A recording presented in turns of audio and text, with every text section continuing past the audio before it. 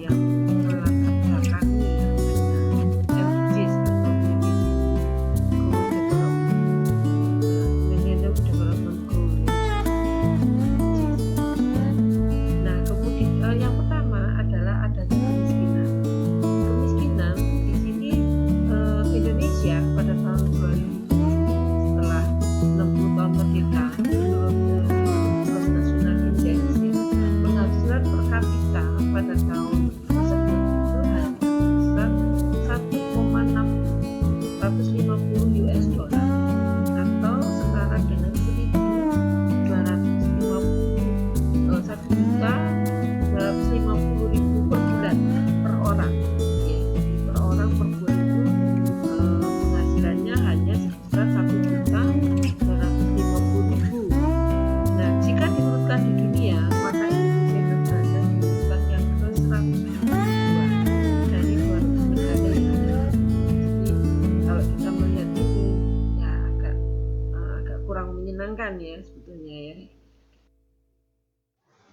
Nah, kita melihat di sini ya, jadi ini sumber dari BPS ya, jadi saya mendapatkan data dari BPS.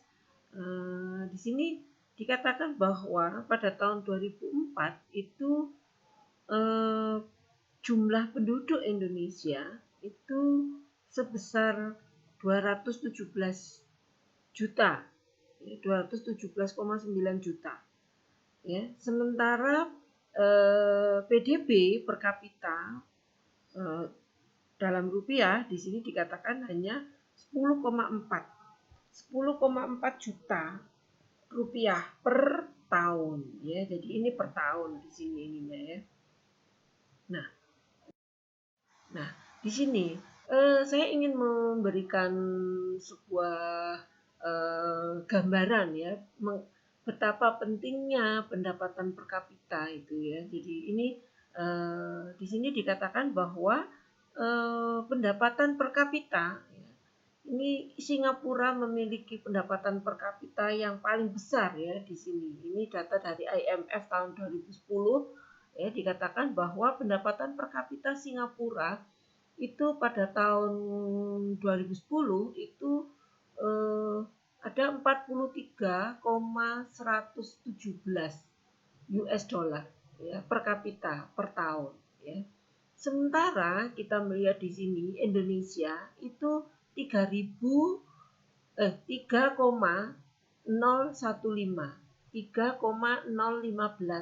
US dollar per kapita per tahun ya. Jadi ini kita melihat bahwa pendapatan itu sangat berkaitan erat dengan konsumsi. Nah, dalam hal ini yang kita ingin lihat adalah konsumsi daging ya. Konsumsi daging di sini dikatakan bahwa pada tahun 2010 ya, konsumsi daging di Singapura itu 71,1 kg per kapita per tahun. Sementara kita di Indonesia itu kita paling rendah ya, jadi 11,14 kg per kapita per tahun ya. Jadi kita bisa melihat di sini. Nah, selanjutnya kalau kita bandingkan dengan average atau rata-rata IQ yang ini kita melihat dari data AU Time tahun 2009, Singapura itu rata-rata IQ-nya itu 108. Sementara kita orang Indonesia rata-rata IQ-nya itu 87. Jadi kita bisa melihat di sini bahwa pendapatan per kapita itu sangat berperan penting ya terhadap need consumption atau konsumsi secara umum dan akan berpengaruh terhadap kecerdasan. Nah, kemudian di sini kita melihat ya data dari UNDP. Di sini saya dapatkan data dari UNDP.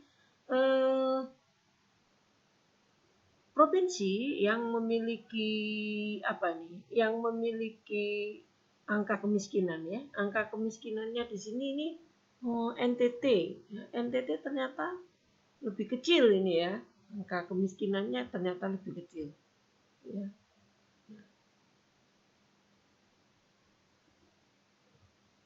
Ya, ini ya. Kemudian Jawa Timur ya. Jawa Timur ya. Ya, kita melihat di sini. Nah, Indonesia ini 20, sekian persen ini ya angka kemiskinannya ya. Angka kemiskinan berdasarkan provinsi ya. Nah, kemudian setelah angka kemiskinan, kita melihat di sini adalah penyakit menular ya. Jadi di antara latar belakang dari adanya MDGs itu adalah penyakit menular yang kedua. Kita melihat di sini tingginya kejadian penyakit menular ya, di beberapa negara, misalnya ada beberapa daerah endemis ya. Misalnya malaria ya. Indonesia termasuk daerah endemis malaria di beberapa provinsi. Kemudian DBD hampir kota-kota besar Indonesia ada negara endemis untuk DBD atau biasa disebut DHF. Ya. Angka kejadian dan kematian penyakit TBC yang masih tinggi. Ya, kita melihat angka kejadian dan kematian penyakit TBC ini tiap tahun kita melihat ada kecenderungan untuk selalu ada. Ya. Kemudian yang kedua, yang selanjutnya adalah DHF atau HIV/AIDS ya. HIV/AIDS ya. HIV/AIDS ya. Penyakit menular HIV/AIDS ini kita melihat bahwa HIV/AIDS itu mulai pada tahun 2007 itu sudah mulai banyak ya, ya, dan Indonesia termasuk negara yang menjadi perhatian untuk HIV/AIDS. Nah, ini ya kita melihat di sini ya, Indonesia untuk HIV/AIDS country profile ya di sini tahun 2019. Di sini kita melihat bahwa ada berapa ini ya estimated ARV coverage children and adult ya. Jadi ini ya ada estimasi untuk pemberian ARV ya. Cakupan ARV di sini ada 22%, sementara pada orang dewasa pada tahun 2018 itu ada 17%. Ya. Dan pada tahun 2018 kita melihat di sini ya estimasi untuk wanita hamil ya yang hidup dengan HIV/AIDS ya, yang dia mendapatkan ARV ya, ini ada 15%. Jadi kita melihat di sini sangat lumayan ya untuk Indonesia ini ya, lumayan mengkhawatirkan begitu ya untuk ini ya, untuk HIV. Nah, di sini kita melihat ya trends untuk estimasi number of people ya. Jadi ini ada ini. Nah, ini ada ini estimasi penduduk dengan HIV ya, kelihatannya menurun ini ya pada tahun 2018 ini menurun. Sementara pada tahun 2018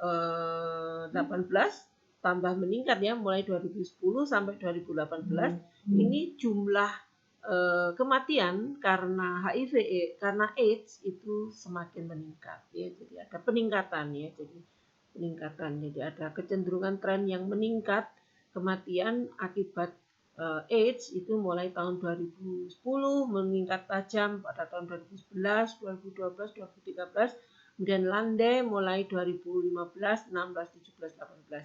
Kita masih belum mendapatkan data yang baru, jadi ini ya data.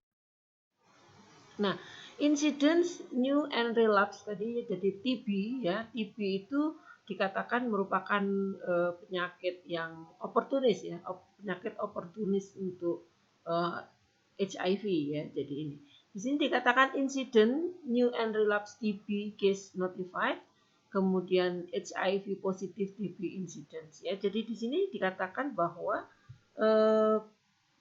incidence TB ya, incidence TB mulai tahun 2000 sampai 2018 ada kecenderungan untuk turun. Ya, ini yang gambar hijau, yang garis hijau ini menyatakan bahwa incidence TB itu makin menurun. Tetapi kita melihat di sini ya, new and relapse ya. Jadi temuan baru ya, temuan baru.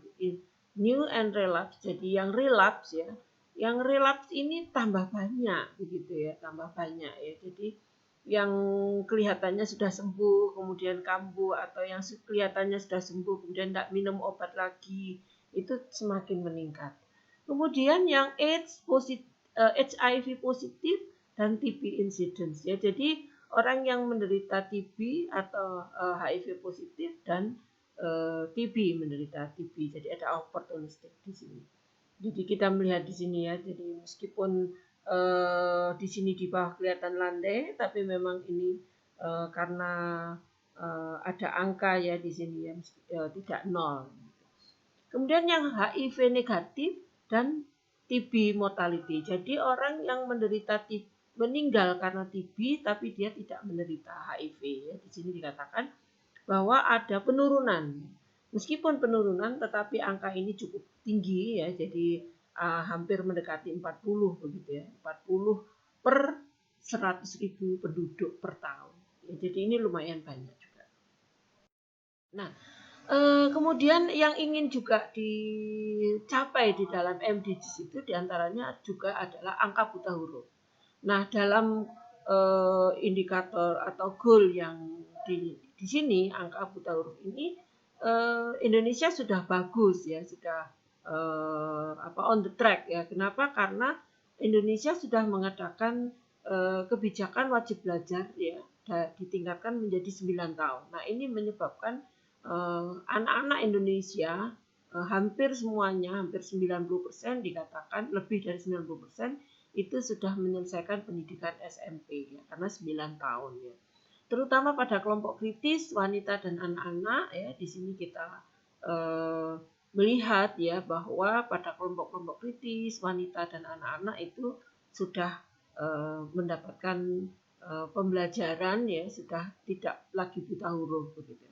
Kemudian kita juga melihat banyak kelompok-kelompok belajar ya, jadi ada kejar paket A, kejar paket B, kejar paket C, sehingga tidak ada celah bagi warga negara Indonesia untuk tidak belajar.